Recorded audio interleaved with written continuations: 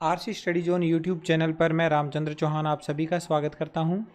प्यारे बच्चों, आज इस वीडियो में हम एनसीईआरटी कक्षा 10 की गणित पाठ्यपुस्तक के अध्याय 7 निर्देशांक ज्यामिति की प्रश्नावली 7.2 का दूसरा भाग करेंगे, जिसमें इस प्रश्नावली के प्रश्न नंबर 4 से लेकर 6 को सोल्व किया जाएगा। और इस वीडियो के अलावा अध्याय प्रश्नावली 7.2 का पहला पार्ट भी हमने कर लिया, जिसमें हमने इस प्रश्नावली के प्रश्न नंबर 1 से 3 को सोल्व किया था। किसी कारण से अगर आपने वो वीडियो नहीं देखा है तो इस वीडियो के डिस्क्रिप्शन में उसका लिंक मिल जाएगा। इसके अलावा अगर आप अध्याय 7 से संबंधित कोई भी वीडियो देखना चाहते हैं तो इस वीडियो के डिस्क्रिप्शन में जाइए, वहाँ पर आपको अध्याय 7 की सभी प्रश्नावलियों से संबंधित वीडियो के लिंक मिल जाएंगे। और चैनल को सब्सक्राइब कर लें, क्योंकि चैनल के ऊपर आपको कक्षा 10वीं की सभी अध्यायों की प्रश्नावलीवार वीडियो लगातार मिलती रहेगी। आइए स्टार्ट कर लेते हैं इस वीडियो को। प्रश्न नंबर 4 करेंगे सबसे पहले। प्रश्न नंबर 4 में हमें क्या दिया हुआ है? बिंदुओं -3, 10 और 6, -8 को जोड़ने वाले रेखाखंड को बिंदु -1, 6 किस अनुपात में विभाजित करता है। तो हमें अनुपात ज्ञात करना है, तो हल करेंगे। माना अनुपात हमने ज्ञात करना है, तो लिखेंगे माना बिंदुओं, इन बिंदुओं के नाम लिख लेते हैं। बिंदु ए लिख लेते हैं -3, 10 और दूसरा बिंदु बी 6, -8 को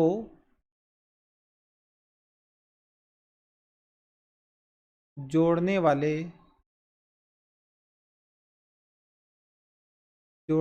रेखाखंड को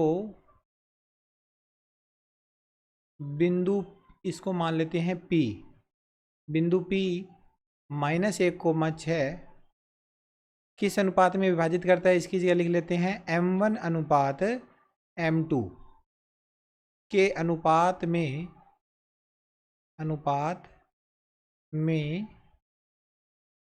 विभाजित करता है। हमने अनुपात लिख लिया। अब आप इसमें ये चेक करो, देखो हमारे पास दो बिंदु है। पहला बिंदु A है जिसके निर्देशांक दिए हुए हैं -3, 10 और दूसरा बिंदु यहाँ मान लेते हैं, दूसरा बिंदु B है जिसके निर्देशांक है 6, -8। इन दोनों को अगर हम जोड़ दें तो एक रेखाखंड प्राप्त होएगा। और इस रेखाखंड के ऊपर ये रेखाखंड हम दोबारा बना लेते हैं। तो इस रेखाखंड के ऊपर अपने एक बिंदु लेना है जिसके निर्देशांक हमें दिए हुए हैं। P बिंदु के निर्देशांक -1, 6 इस जगह पे ले लेते हैं -1, 6 और बिंदु का नाम है P। अब ये बिंदु P रेखाखंड को M1 अनुपात M2 के अनुपात में विभाजित करते हैं। तो यहाँ M1 और यहाँ M2 लिख दो, ये अनुपात है। अब इस तरह से ये डायग्राम बनाने के बाद में अब हम विभाजन सूत्र लिखेंगे। विभाजन सूत्र से हमें M1 और M2 के मान मिल जाएंगे इसमें। तो लिखेंगे विभाजन सूत्र से ये निर्देशांक एक्चुअल में होते क्या हैं? x और y होते हैं। तो ये x का मान अगर निकालना होता तो x का मान निकालते हम M1 x2 plus M2 x1 बटा M1 प्लस M2 से। और अगर y का मान निकालते तो y का मान होता M1 y2 plus M2 y1 और बटा में M1 प्लस M2। ये हमारा फार्मूला होता, इससे हम इसकी वैल्यू निकालते। लेकिन अब हमारे पास थोड़ा सा इसमें चेंज करना है। हमें x की वैल्यू तो हमें पहले से ही पता है, हमें क्या नहीं पता? M1 और M2 के मान नहीं पता। तो x की जगह पर हम -1 लिख देंगे।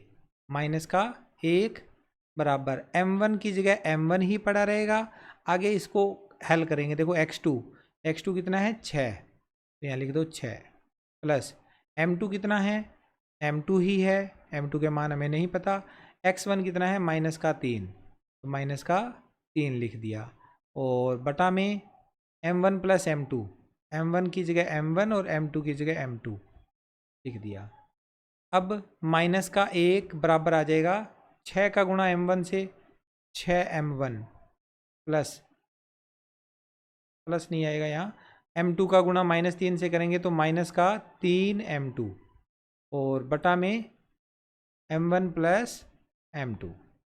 अब इसके बटा में 1 लगा के हम अब तिरछा गुणा करेंगे। 1 का गुणा होगा इस पूरी वैल्यू के साथ, तो लिखो 1 गुणा 6m1 minus 3m2, 6m1 minus 3m2। 1 का गुणा इधर हो गया, और इस -1 का गुणा होगा m1 प्लस m2 के साथ।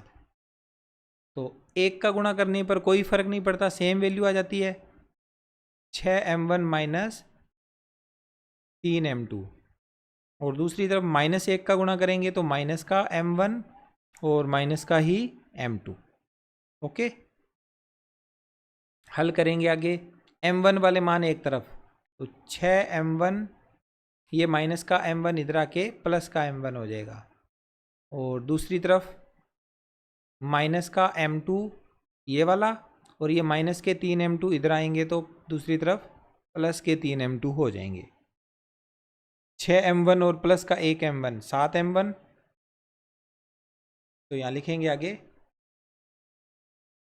7m1, और बराबर में दूसरी तरफ माइनस का m1 और प्लस के 3m2, तो प्लस के 2m2। ठीक है, ये आ गया 7m1 बराबर 2m2। अब m2 को इधर ले आएंगे, 7 को इधर ले जाएंगे, m1 बटा m2, और इधर आए 2, और ये 7 इधर आ जाएगा, 2 बटा 7। m1 बटा m2 का मतलब क्या हुआ, m1 और m2 का अनुपात कितना आया, 2 बटा 7, यानी 2:7। लास्ट में लिख दो, अतः अभिष्ट अनुपात बराबर 2:7 आंसर। ठीक है, ये यहाँ पर क्वेश्चन पूरा हुआ। आप चाहते तो बच्चों यहाँ पर इधर वाली साइड को भी सॉल्व करके कर सकते थे, अपने पास दोनों ही वैल्यू थी। यहाँ पर -1 रखा है, यहाँ पर अपने 6 रख के भी इसको हल करते तो भी सेम ही आंसर आता। तो अपने पास दोनों ऑप्शन थे, हमने इधर वाले ऑप्शंस का उपयोग कर लिया, इसको हल करने की ज़रूरत ही नहीं पड़ी। ठीक है, तो इस तरह से ये क्वेश्चन हमारा चौथा यहाँ कंप्लीट हुआ। आई होप आपको सारा क्वेश्चन अच्छे से समझ में आ गया होगा, इसे नोट कर लें अपनी नोटबुक में। आगे चलते हैं इसके बाद 5वें प्रश्न की तरफ। 5वां प्रश्न लिखा है, वह अनुपात ज्ञात कीजिए जिसमें बिंदुओं a 1,-5 और b -4,5 को मिलाने वाला रेखाखंड x अक्ष से विभाजित होता है। इस विभाजन बिंदु के निर्देशांक भी ज्ञात कीजिए। ये भी अच्छा प्रश्न है, अक्सर बोर्ड एग्जाम में इस तरह का प्रश्न आ जाता होता है। तो यहाँ पर हम लिखेंगे, माना बिंदु मान लेते हैं, बिंदुओं, पहला बिंदु A 1,-5 और दूसरा बिंदु B -4,5 को मिलाने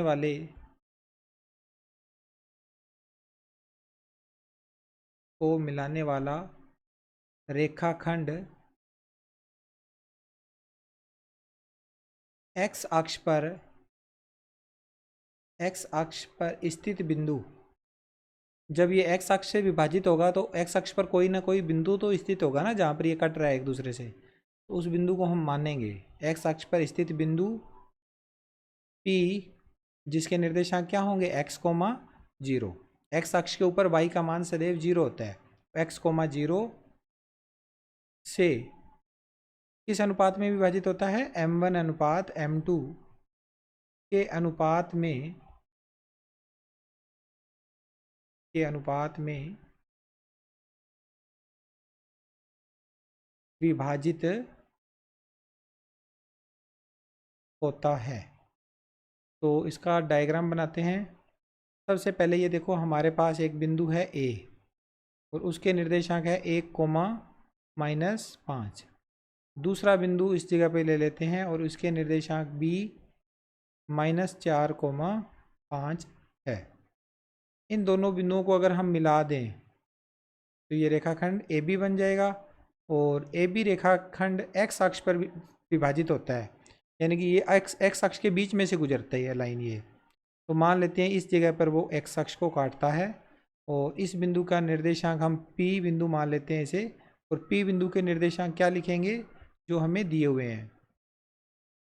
पी बिंदु के निर्देशांक हो जाएंगे x, 0 और किस अनुपात में विभाजित करता है, तो इसका अनुपात है m1/m2।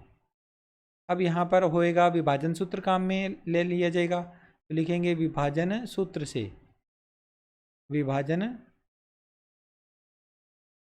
सूत्र से ये x है और ये y है, तो y का मान इसमें है खैर 0 है, लेकिन सूत्र तो ऐसे लिखा जाएगा x बराबर m1x2 प्लस m2x1 बटा m1 प्लस m2, और दूसरी तरफ y बराबर m1y2 प्लस m2y1 बटा m1 प्लस m2। ठीक है, ये हमारे पास सूत्र है। अब देखो, हमारे पास जो सूत्र है वो दोनों तरफ हम किसी में ही अप्लाई कर सकते हैं, लेकिन हमें x की वैल्यू तो पता ही नहीं है, हमें केवल y की वैल्यू पता है। तो हम इसमें y की वैल्यू जो कि हमें 0 दी हुई है, 0 को रख के इसको सॉल्व करेंगे और m1 और m2 के मान निकालेंगे। जब m1 और m2 के मान निकल जाएंगे तब इसमें रख के वैल्यू और x की वैल्यू फाइंड करेंगे।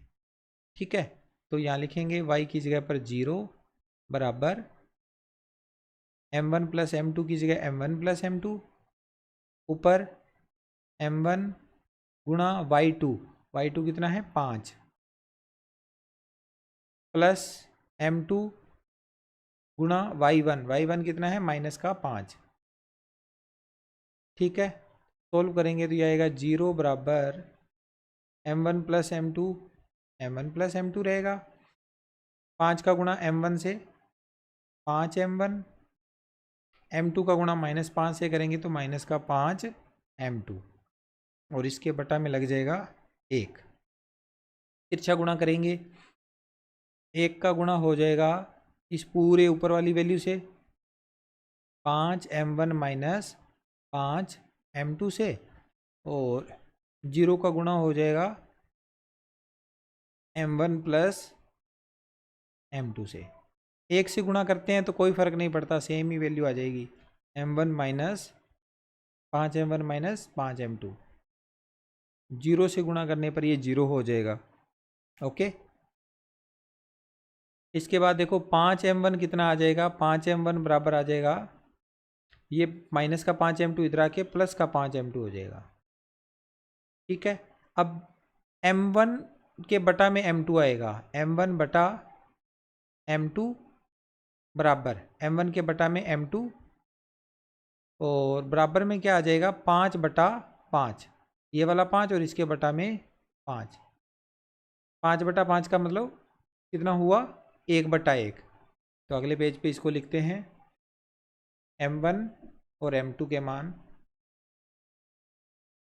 हमारे पास m1 बटा m2 आ जाएगा 5/5 का मतलब 1/1, अतः अभिष्ट अनुपात कितना आया 1:1, ये आंसर आ गया। अब पुनः हमें x निकालना था, तो x की वैल्यू निकालने के लिए फार्मूला m1x2 प्लस m2x1 बटा m1 प्लस m2 ये दिया हुआ था। इसमें देखो x बराबर क्या आएगा m1 प्लस m2 यानी कि 1 प्लस 1, m का मान 1 और x2 का मान और x1 का मान देख लेते हैं। x2 का मान -4 और x का मान +1। तो यहाँ लिखेंगे x2 का मान -4, फिर m2 का मान 1 और गुणा में x1 का मान भी 1। x बराबर आ जाएगा 1 और 1 2, -4 का 1 से गुणा किया -4, प्लस 1 और 1 का गुणा 1, तो x बराबर आ जाएगा -4 और प्लस का 1 माइनस का 3/2। ये हमारा x आ गया। ओके, x निकाल लिया। अब हम लिखेंगे इसमें अतः अभीष्ट बिंदु के निर्देशांक, अभीष्ट बिंदु के निर्देशांक x, 0, तो x की जगह लिख देंगे -3/2, 0 है आंसर। ओके, चलिए इसके बाद हम अगला प्रश्न करते हैं। प्रश्न नंबर 6, यदि बिंदु 1,2, 4, x, 6 और 3, 5 इसी क्रम में लेने पर एक समांतर चतुर्भुज के शीर्ष हों तो x और y ज्ञात कीजिए। हमें x और y ज्ञात करने हैं और ये चारों बिंदु एक समांतर चतुर्भुज के शीर्ष हैं। अगर इनको हम लगातार लेते हैं तब, तो इसको हम हल करते हैं क्वेश्चन को। इस क्वेश्चन को समझने के लिए हम एक समांतर चतुर्भुज का डायग्राम बना लेते हैं। पहले समांतर चतुर्भुज का डायग्राम देखिए, कुछ इस तरह से हमने यहाँ पर ड्रॉ कर लेना है। ये हमारे पास एक समांतर चतुर्भुज का डायग्राम है। अब जो बिंदु दिए हुए हैं हमारे पास, ये चारों बिंदु एक लगातार क्रम में है। तो पहला बिंदु A, जिसके निर्देशांक 1,2 लिख लेते हैं। दूसरा बिंदु B 4, y हो जाएगा, 4, y। तीसरा बिंदु C x, 6 और चौथा बिंदु D 3, 5। ये चार बिंदु हैं और चारों बिंदुओं से एक समांतर चतुर्भुज बना हुआ है। ये प्रश्न में हमें दिया हुआ है। ओके, अब आप इस प्रश्न में ये देखो कि आगे क्या लिखा हुआ है। चारों बिंदु अगर समांतर चतुर्भुज के शीर्ष हैं तो x और y ज्ञात करना है। तो समांतर चतुर्भुज के शीर्ष जब इस तरह से दे दिए हमें, तो समांतर चतुर्भुज हमने बना लिया। x y ज्ञात करने के लिए आप क्या करोगे, इस समांतर चतुर्भुज की परिभाषा होती है एक, कि जो इसके विकर्ण होते हैं वो समद्विभाजित होते हैं। तो हमने इसके विकर्ण बना लेने हैं। एक विकर्ण हमने ये खींच लिया, दूसरा विकर्ण ये खींच लिया हमने। ठीक है, दोनों जो विकर्ण हैं समांतर चतुर्भुज के, ये क्या है, समद्विभाजित हो रहे हैं।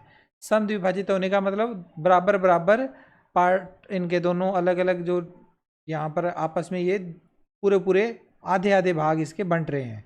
यानी अगर मान लो इस बिंदु का नाम मैं O लिख दूं, तो A से O की दूरी और O से C की दूरी बराबर है, O से B की दूरी और O से D की दूरी, यानी OB और OD भी बराबर है और OA और OC भी बराबर है।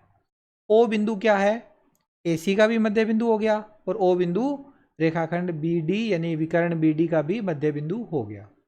ये हमारी यहाँ पर इसका एक गुणधर्म है और इसी का उपयोग करके हम x और y के मान ज्ञात करेंगे।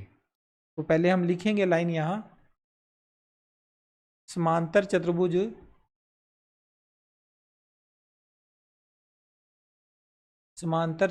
के विकर्ण समद्विभाजित होते हैं। क्या होते हैं, समद्विभाजित होते हैं, समद्विभाजित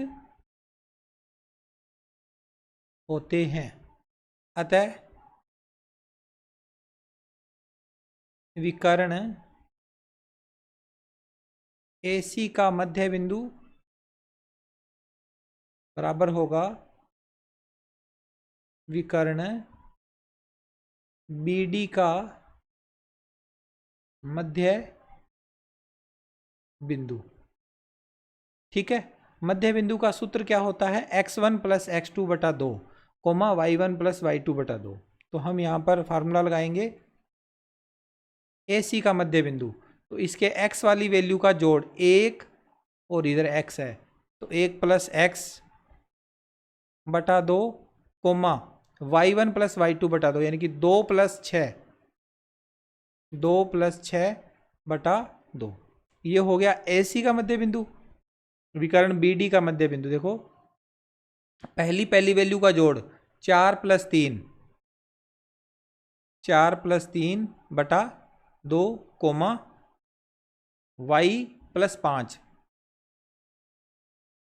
5/2।